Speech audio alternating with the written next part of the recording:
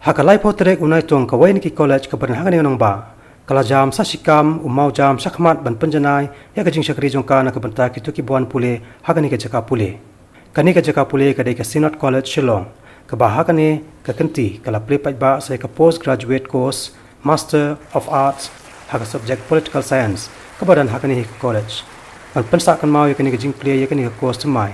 Hagani ka jelang lai don lang ru UMP ka Lok Sabha na Shillong Parliamentary Constituency ba Vincent Pala beralong kongsan haka jelang. Habakran haka jelang kum kongsan ba Vincent Pala ula ai kublai yakin upanya jong ni college hapo ka jelam jong principal Dr. D1 Swen.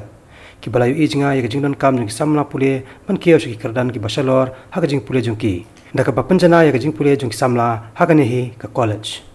Any policy which you want to do, you cannot avoid politics. I think there's no reason. I think that's why the governing body has rightly taken a decision that we should start with the subjects of political science.